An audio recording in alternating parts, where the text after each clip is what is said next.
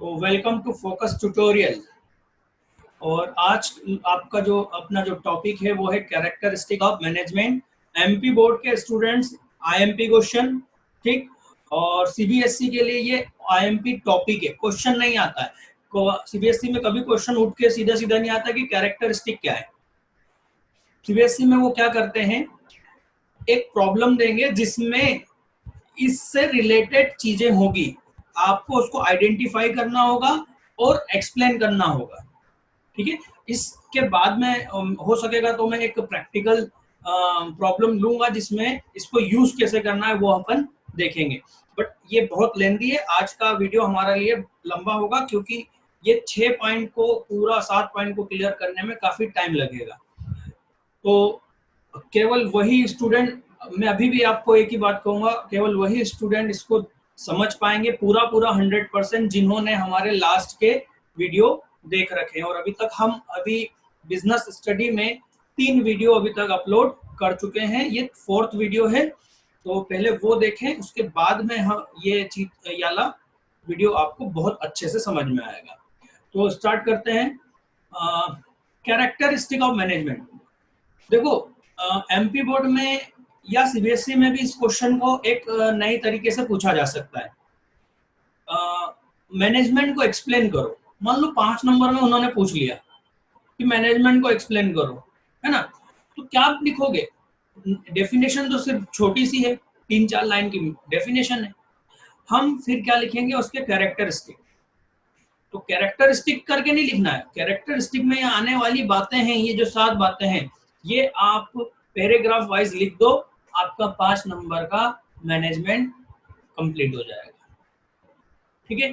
तो कैरेक्टरिस्टिक क्या होता है? कैरेक्टरिस्टिक किसी भी चीज को एक्सप्लेन करता है ना। जैसे हम बोलते हैं अभी कोरोना के कैरेक्टरिस्टिक क्या है, तो बोलते हैं सांस लेने में प्रॉब्लम आती है ना, खांसी आती है, राइट। ये क्या है? कोरोना को पहचानना, ये कोरोना है एक्चुअल में, है ना। वैसे ही मैनेजमेंट क्या है? तो ये मैनेजमेंट है, मैनेजमेंट में ये खूबियां हैं, ठीक है। तो पहला क्या है? Management is a goal oriented. ये सारे पढ़ना है हमें। तो पहला क्या है? Management is goal oriented. Goal oriented का मतलब क्या है? मतलब ये कि मैनेजमेंट की जो सारी कंसंट्रेशन है वो किस पर होता है? फाइनली किसी गोल को अचीव करने के लिए। Management is a goal oriented process, ठीक है। आपने देखा होगा, मैंने आपको बताया था फर्स्ट वीडियो में कि ऑर्गेनाइजेशन होता है, ऑर्गेनाइजेशन में कोई ना कोई एम होता है, उस एम को अचीव करना किसका काम है? मैनेजमेंट। मैनेजमेंट उस ऑर्गेनाइजेशन के एम को अचीव करने के लिए क्या करता है?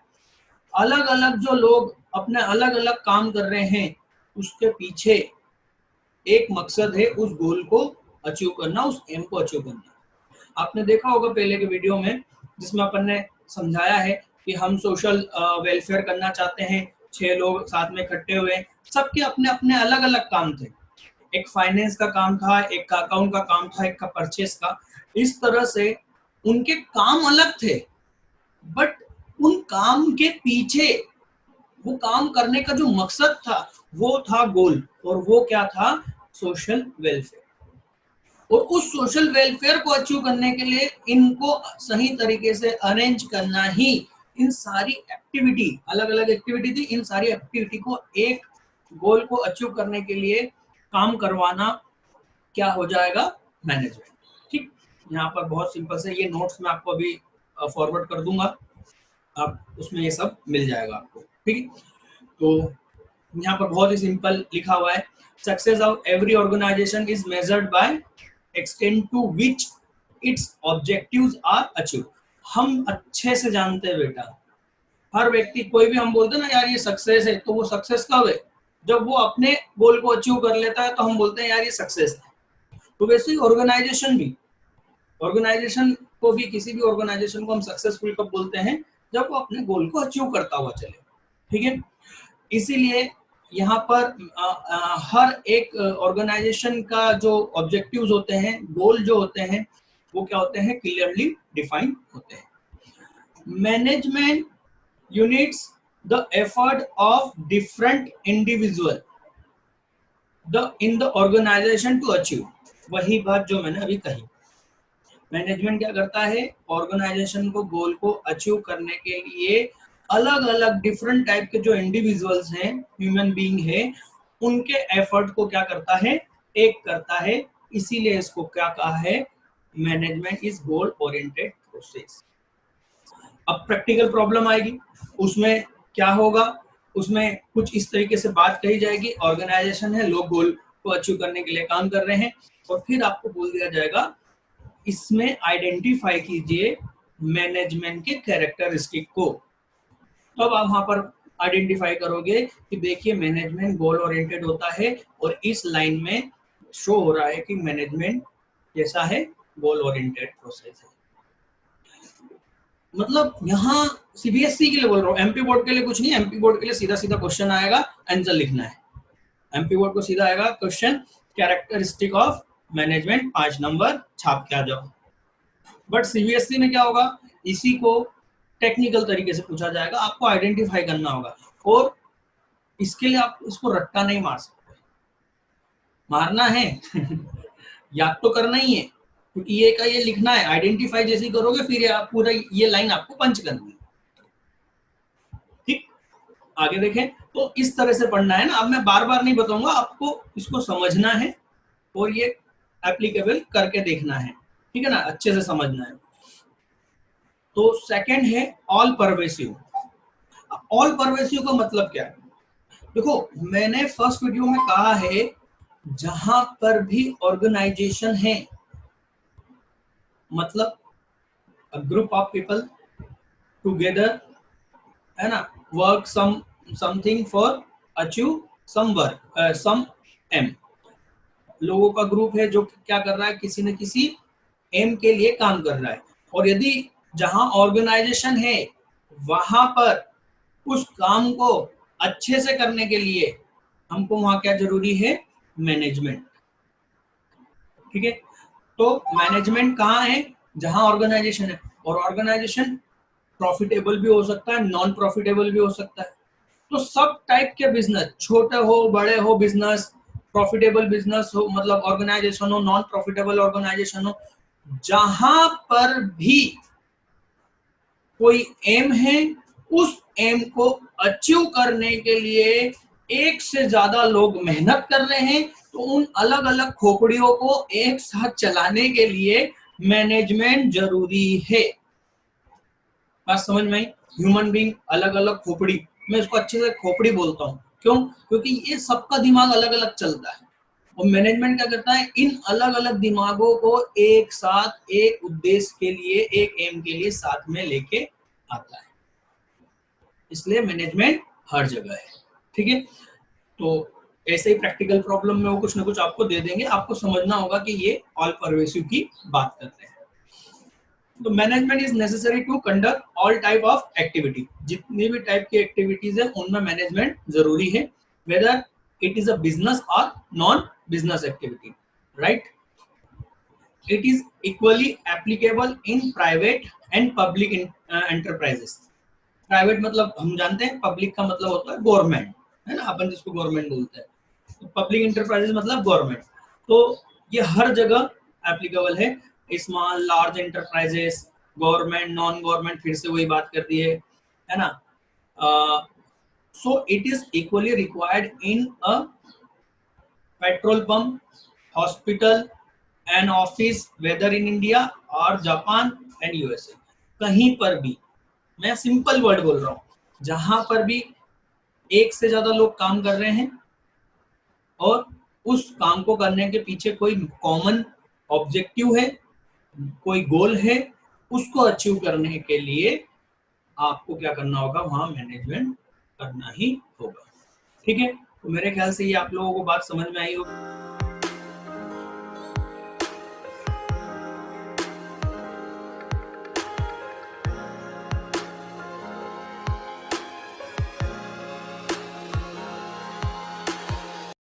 नाउ नेक्स्ट पॉइंट है, मैनेजमेंट इज मल्टी डायमेंशनल। इसका मतलब क्या होता है, देखो डायमेंशनल का मतलब होता है कितनी तरफ से एक तरफ, है ना। जैसे हम 3D मूवीज देखते हैं तो वो क्या होती है, थ्री डायमेंशनल होती है ना, तीन तरफ से उसको देखा जा सकता है, इसलिए अपने को पिक्चर उभरी हुई दिखती है। तो डायमेंशनल का मतलब कि एक साथ कितने काम कर सकता है मैनेजमेंट। तो हम यहाँ कहेंगे कि एक साथ मैनेजमेंट तीन तरह के काम करता है या मल्टी टाइप काम करता है एक साथ, इसीलिए इसको क्या बोला है, मल्टी डायमेंशनल।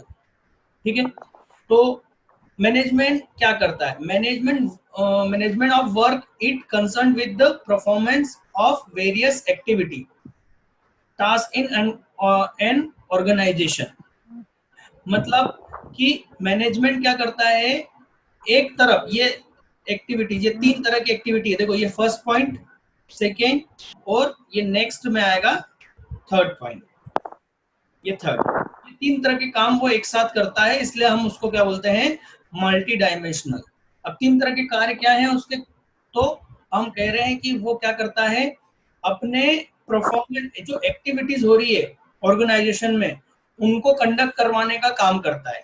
जैसे कि एक मैन्युफैक्चरिंग ऑर्गेनाइजेशन में किसी फैक्ट्री में एक प्रोडक्ट को मैंने बेटा आवाज नहीं, रिकॉर्डिंग चल रही है। फैक्ट्री में किसी प्रोडक्ट को डेवलप करना क्या है, एक एक्टिविटी है। ठीक है, treating patient in hospital, hospital में पेशेंट्स का इलाज करना क्या है, एक एक्टिविटी है। तो वो जो उनकी मेन एक्टिविटी है उसको काम करने का, उसको परफॉर्म करना, ये लिखा है ना विद परफॉर्मेंस, उनको करने का काम कौन करता है, मैनेजमेंट। और इसके साथ साथ वो ये भी दो आगे के काम करता है, इसलिए इसको क्या कहा है, मल्टी डायमेंशनल। अब दो काम क्या है, मैनेजमेंट ऑफ पीपल। देखो हम क्या कर रहे हैं ऑर्गेनाइजेशन में, एक तो टास्क को परफॉर्म कर रहे हैं। तो टास्क क्या है कि फैक्ट्री में प्रोडक्ट को डेवलप करना, मैन्युफैक्चर करना, ये क्या है, टास्क। तो एक तरफ उस पर वो काम करवाना, और कई सारी एक्टिविटीज में जो ह्यूमन बीइंग लगे हुए हैं, पीपल लगे हुए हैं, इनके थ्रू उस काम को करवाना, मतलब इन लोगों को मैनेज करना। मैंने पहले भी कहा है कि हम मैनेजमेंट को हम सिंपल हमारी लैंग्वेज में समझेंगे तो क्या है, लोगों को मैनेज करना। ये जो अलग अलग खोपड़ी वाले, जो दिमाग वाले जो लोग हैं, वो एक साथ मिलकर जब काम करते हैं तो इनको एक साथ इकट्ठा करना मैनेजमेंट का काम है। तो एक तरफ वो फैक्ट्री में होने वाले काम को मैनेज कर रहे हैं, जो उनके टास्क हैं उनको करवा रहे हैं, दूसरी तरफ वो लोगों को भी मैनेज कर रहे हैं, ये इसका दूसरा काम है, और एक साथ होता है ये, है ना। Refer to manage of human resources which are the most important asset. याद रखना बिजनेस स्टडी में, है ना, और इकोनॉमिक्स में भी ध्यान रखना कि जो बिजनेस के लिए मोस्ट इंपॉर्टेंट असेट क्या है, वो है ह्यूमन बीइंग, राइट, एचआर, है ना, ह्यूमन रिसोर्सेज। क्यों, क्योंकि मशीनें आप खरीद सकते हो और उसको अपने जैसे चला सकते हो, पर आदमी को खरीद कर उसको अपनी इच्छा के अनुसार चलाना बहुत मुश्किल है, और अच्छे कर्मचारी मिलना, अच्छे एम्प्लॉयज मिलना बहुत मुश्किल है। इसलिए सबसे इम्पोर्टेंट असेट क्या है, वो है ह्यूमन बीइंग, राइट, कर्मचारी, एम्प्लॉयज किसी भी ऑर्गेनाइजेशन के, for an organisation. Management of people employees two thing, ये दो चीज, मैनेजमेंट ऑफ पीपल का मतलब है दो चीजों को ये मैनेज करते हैं। क्या, डीलिंग विथ एम्प्लॉयज, है ना, एम्प्लॉयज जितने भी उनके साथ में डील करना, as individual with diverse needs and behaviour. मैंने क्या बोला भाई, ऑर्गेनाइजेशन में आपकी फैक्ट्री में कई सारे लोग हैं और सबकी अपनी अपनी सोच है, अपनी अपनी आवश्यकताएं हैं, नीड्स है, और अपने अपना बिहेवियर है। ये सब देखो, किसी फैक्ट्री में क्या हो सकता है, कोई यूपी का हो सकता है, कोई बिहार का हो सकता है, कोई महाराष्ट्र का हो सकता है, कोई विदेश का हो सकता है, राइट। ये सब अपनी अलग अलग जगह से आए हैं, इनके अलग अलग नेचर है, इनकी अलग अलग नीड है, जिसके कारण वो हमारे यहाँ काम कर रहे हैं। तो इन सभी के साथ में क्या करना, डील करना, एक इंडिविजुअल के रूप में उससे डील करना, और दूसरा सेकेंड है as a group of people के रूप में डील करना। तो इसमें दो चीजें हैं, एक तो उसके इंडिविजुअल के रूप में उसको उसके दिमाग को समझना, उसको तो उसके साथ में डील करना, और उस पूरे जो ग्रुप है उस ग्रुप को भी इंडिविजुअल समझकर क्या करना है, डील करना है। मतलब जब हम डिसीजन लेते हैं, आगे देखोगे, जब हम डिसीजन लेते हैं हम पूरे ग्रुप के लिए लेंगे, तो उसका एक इंडिविजुअल पर क्या इफेक्ट पड़ेगा वो भी हमको देखना पड़ेगा। ठीक, तो लोगों को मैनेज करना ये दूसरा काम है। पहला काम क्या है, लोगों को पूरे इसको क्या करना, परफॉर्म करना, जो उसके टास्क हैं उनको मैनेज करना। और थर्ड हो जाएगा ऑपरेशंस, जो उसके जो डेली ऑपरेशंस उसके जो भी चल रहे हैं उनको मैनेज करना। Management of operations it's refers to the activity of production cycle which follow the input material and transfer into desired output। तो कुल मिला के क्या है, ऑपरेशंस को, जो भी कार्य चल रहे हैं उनको मैनेज करना। तो इन तीनों को जब वो एक साथ करते हैं, मैनेजमेंट एक साथ करता है, इसलिए इसको क्या बोला जाता है, मल्टी डायमेंशनल बोला जाता है। मैनेजमेंट क्या है, मल्टी डायमेंशनल। ठीक है, इसमें आगे हम आएंगे द फोर्थ पॉइंट, और फोर्थ पॉइंट क्या है, management is a continue process. Continue process क्यों है, क्योंकि मैनेजमेंट कभी भी नहीं रुकेगा, हमेशा चलता ही रहेगा। हम प्लानिंग करेंगे, देखो ये हमारे पूरे चैप्टर का नाम है, प्लानिंग आएगा आगे, ऑर्गेनाइजिंग आएगा, स्टाफिंग आएगा, डायरेक्टिंग आएगा और कंट्रोलिंग आएगा। यही हमारे आगे के चैप्टर हैं, और यही सब मिलके क्या कहलाता है, मैनेजमेंट। ये सब आपस में मिलके क्या बनता है, मैनेजमेंट। और ये कभी रुकता नहीं है। हम पर डे की प्लानिंग करेंगे, हम साल भर की प्लानिंग करेंगे, हम 6 साल की प्लानिंग करेंगे, जैसे ही एक कंप्लीट होगी हम फिर से दूसरी प्लानिंग करेंगे और फिर से उसके लिए काम को अरेंज करेंगे, स्टाफिंग होगी, डायरेक्ट, मतलब मैनेजमेंट का काम हमेशा चलता रहेगा। ये सिंपल है, जैसे कि हमारे बॉडी में ब्लड फ्लो होता रहेगा तो हम जिंदा रहेंगे, वैसे ही किसी भी ऑर्गेनाइजेशन में मैनेजमेंट यदि एक्टिव है तो वो सक्सेस होता रहेगा, वो चलता रहेगा। अदरवाइज वो क्या हो जाएगा, बंद हो जाएगा, खत्म हो जाएगा। इसलिए मैनेजमेंट क्या कह सकते हैं हम इसको, कंटिन्यू प्रोसेस। ठीक है, ये देखो, फंक्शन और activities perform by all manager at all time. सभी टाइप के मैनेजर, सभी हमेशा इसके जो फंक्शन है, मतलब मैनेजमेंट के काम है, वो करते रहते हैं। ठीक है, इसमें ज्यादा कुछ नहीं है, बस कंटिन्यू प्रोसेस को ध्यान रखो। इसके बाद में आता है डायनेमिक फंक्शन। तो डायनेमिक फंक्शन में क्या आ जाएगा, डायनेमिक का मतलब क्या होता है, इसको अच्छे से समझो। क्या मेरे को कोई बता सकता है कि डायनेमिक का मतलब क्या होगा? डायनेमिक का मतलब होता है फास्ट चेंज होना, है ना, फटाफट बदलते रहना, उसको क्या हम बोलेंगे, डायनामिक। तो आप आगे पढ़ोगे, बिजनेस का जो एनवायरनमेंट है, हम आगे देखेंगे, हमारे चैप्टर्स में है, टॉपिक है बिजनेस एनवायरनमेंट। तो बिजनेस इन्वायरमेंट का मतलब क्या हुआ, उसके आसपास जिससे वो अफेक्टेड होता है, राइट, जिन चीजों का बिजनेस के ऊपर असर होता है, वो उसके लिए क्या कहलाएगा, बिजनेस इन्वायरमेंट कहलाएगा। और वो बिजनेस इन्वायरमेंट, जब उसका इन्वायरमेंट क्या है, बहुत ही डायनामिक है, हम आगे पढ़ेंगे। डायनामिक है मतलब वो बहुत तेजी से बदल रहा है।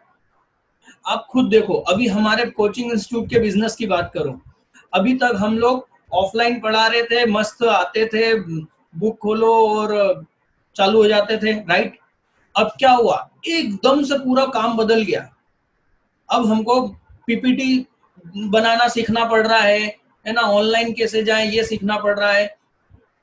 तो ये एकदम से क्या हुआ, एकदम से हमारा इन्वायरमेंट, जो हमारा बिजनेस से रिलेटेड इन्वायरमेंट है, वो क्या हो गया, चेंज हो गया। और हमको उसके ऊपर क्या करना पड़ा, रिएक्ट करना पड़ा। यदि हम, जो अभी डिमांड किस चीज की हो गई है, ऑनलाइन की डिमांड हो गई है, मतलब काम करने का तरीका एकदम से हमारे बिजनेस में बदल गया। यदि हम इसके अकॉर्डिंग नहीं बदलेंगे तो क्या होगा, वो कोचिंग इंस्टीट्यूट क्या हो जाएगा, खत्म हो जाएगा। यदि वो डिमांड के अकॉर्डिंग नहीं बदला, इन्वायरमेंट के अकॉर्डिंग नहीं चेंज हुआ। तो मैनेजमेंट क्या करता है, मैनेजमेंट इज जो चेंजेस, जो सडनली जो चेंजेस आया है ना, सडनली चेंजेस के साथ साथ कंटिन्यू चेंजेस। देखो, डायनामिक का मतलब सिर्फ सडनली चेंज नहीं होगा। डायनामिक का मतलब है सडनली बट कंटिन्यू चेंजेस, हमेशा चेंजेस आता रहना, और वो भी बिना किसी चेतावनी के, बस एकदम से क्या हो जाना, चेंज हो जाना इन्वायरमेंट का, जिससे बिजनेस को क्या होता है, असर होता है। तो मैनेजमेंट क्या करता है, इस सडनली चेंज होने वाले, कंटिन्यू चेंज होने वाले इन्वायरमेंट के लिए क्या करता है, रिएक्ट करता है और ऑर्गेनाइजेशन को तैयार करता है उस चेंजेस को एडॉप्ट करने के लिए, ताकि ऑर्गेनाइजेशन क्या रहे, जिंदा रहे। बात समझ में आई मेरी? सबसे पहले तो लैंडलाइन था, लैंडलाइन के बाद में एक मोबाइल आया जो इतना बड़ा सा मोबाइल होता था, है ना, सिर्फ उससे आप क्या कर सकते थे, फोन कर सकते थे। फिर उसमें क्या आने लगा, मेमोरी आने लगी, टेक्स्ट मैसेज मेमोरी आने लगी, और मेमोरीज में हम लोग गाने सुनते थे, है ना। और फिर उसके बाद में डिस्प्ले वाले मोबाइल आने लगे, जिसमें आप कुछ छोटी मोटी मूवीज भी डाउनलोड कर सकते थे, मतलब उस चिप में, मेमोरी कार्ड में आप स्टोर करके उसको देख सकते थे। ऐसे समय पर क्या हुआ, बहुत सारी ऐसी दुकानें मार्केट में खुली जो डाउनलोडिंग का काम करती थी। 30-40 रुपए लेते थे और गाने वगैरह, 1 GB गाने वगैरह डाउनलोड करके देते थे, राइट। फिर क्या हुआ, इंटरनेट फ्री होने लगा, नहीं उसके बाद में आया ब्लूटूथ। ब्लूटूथ नहीं था उसके पहले, इंफ्रारेड चलता था जो कि बहुत स्लो होता था। उसके बाद में आया ब्लूटूथ। ब्लूटूथ ने क्या करा कि बहुत ही जल्दी सारी फाइल्स को ट्रांसफर करना चालू कर दिया, एक्सेंडर जिसको हम बोलते हैं, वो ऐसी चीजें आई, राइट। तो ये जो डाउनलोडिंग वाली जो दुकानें थी, इनके बिजनेस पर असर करा। क्या असर हुआ, इंटरनेट फ्री हो गया, बहुत ज्यादा फ्री हो गया, लोग डाउनलोड कर लेते हैं और यदि किसी को चाहिए तो वो ब्लूटूथ से दे देते हैं। अब उन दुकानों पे कोई नहीं जाता, इसलिए आज की तारीख में आप देखोगे तो आपको ऐसी कोई भी दुकान नहीं मिलेगी जो डाउनलोडिंग का काम करती है, सब खत्म हो गई। पिछले 5 से 6 सालों में ये सारी दुकानें साफ हो गई। ये और कम से कम 3 साल ये बिजनेस चला डाउनलोडिंग का। मतलब जिन लोगों ने दुकान डाउनलोडिंग के हिसाब से डाली थी, उन्होंने 3 साल बिजनेस करा और उनको अपने दुकान को बदलना पड़ा, राइट। ये क्या है, चेंजेस है, इन्वायरमेंट का चेंजेस है ना। जैसे कि बिहार में लिकर, लिकर मतलब दारू, राइट। बिहार में लिकर को क्या कर दिया, इनलीगल कर दिया।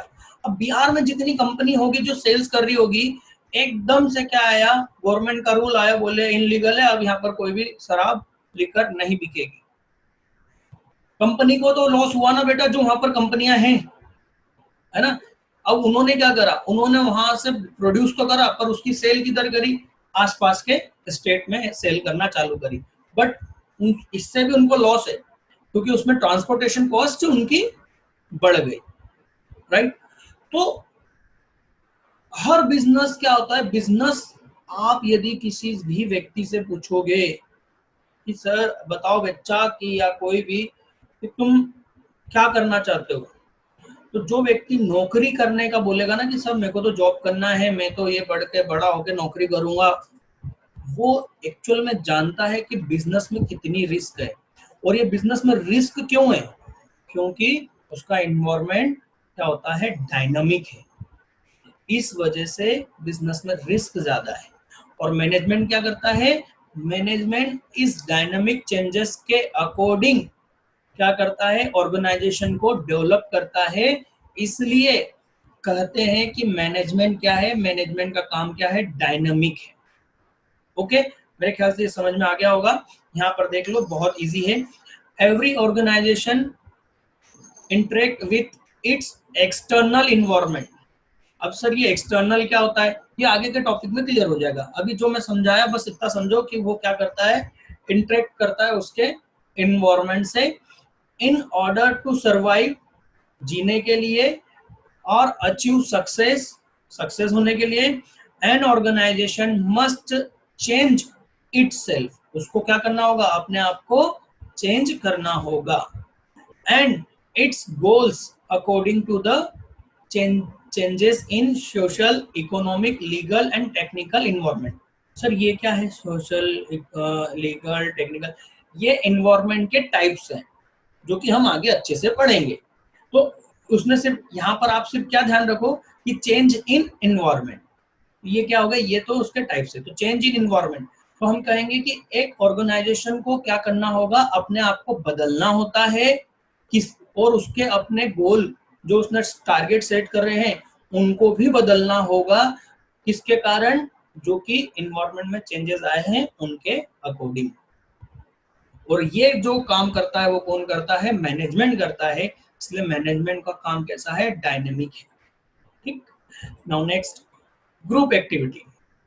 ओके, तो मैनेजमेंट कोई अकेला एक सिंगल पर्सन की बात नहीं है कि कोई एक सिंगल पर्सन मैनेजमेंट कर लेगा, राइट। इसके लिए पूरी टीम की जरूरत होती है, पूरी कई लोगों का ग्रुप होता है जो इस काम को मैनेज करता है, इसलिए इसको क्या बोलेंगे, ग्रुप एक्टिविटी कहेंगे।